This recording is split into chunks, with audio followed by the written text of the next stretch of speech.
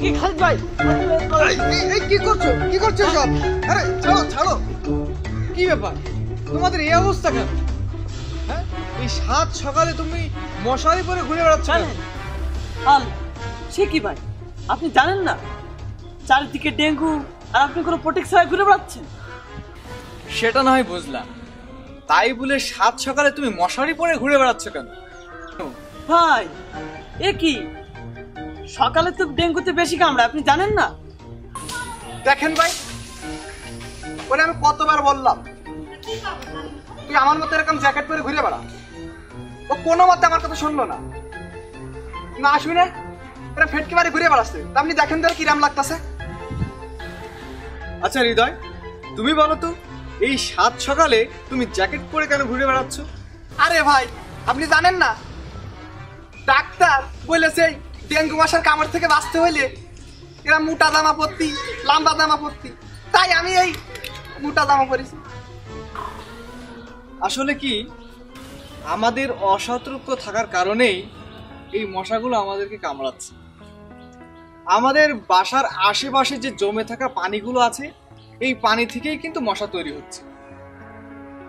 একটি মশা ডিম থেকে পূর্ণ মশা তৈরি হইতে 7 থেকে 8 দিন সময় নেয়।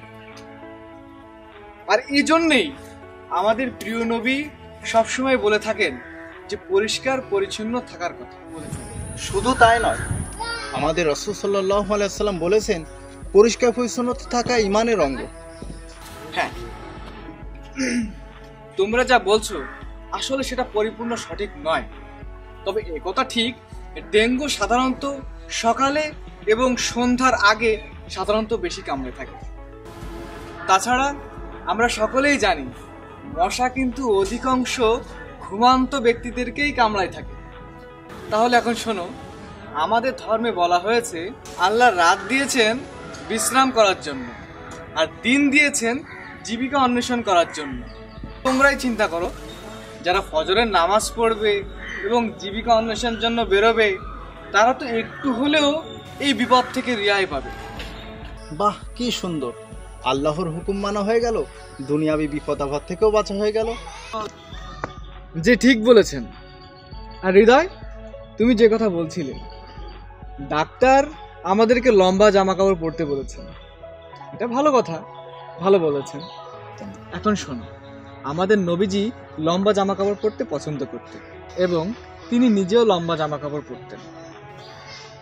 তো আমরা যদি রাসূলের সুন্নাত অনুযায়ী পাঞ্জাবি পায়জামা পরি, তাহলে অতিরিক্ত জামা কাপড় পরতে হচ্ছে না, সাথে সাথে রাসূলের একটা সুন্নত আদায় হয়ে যাচ্ছে।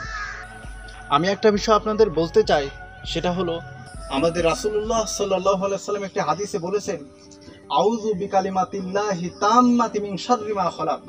যে ব্যক্তি এই দোয়া সকাল এবং সন্ধ্যা পড়বে, আল্লাহ তাআলা তার দুনিয়ার সকল অনিষ্টকারী কীট পতঙ্গ থেকে তাকে হেফাজত করবে। ইমাম সাহেব খুব গুরুত্বপূর্ণ কথা বলেছেন। আর হ্যাঁ, তোমরা শোনো, ইসলামের মধ্যেই কিন্তু সকল সমস্যার সমাধান রয়েছে। আর হ্যাঁ, আপনাদেরকেও বলছি, আমরা যদি ইসলামের সকল নিয়ম কানুন পরিপূর্ণভাবে পালন করতে পারি, তবে দুনিয়াতেও শান্তি, আখেরাতেরও কল্যাণ লাভ করতে পারব।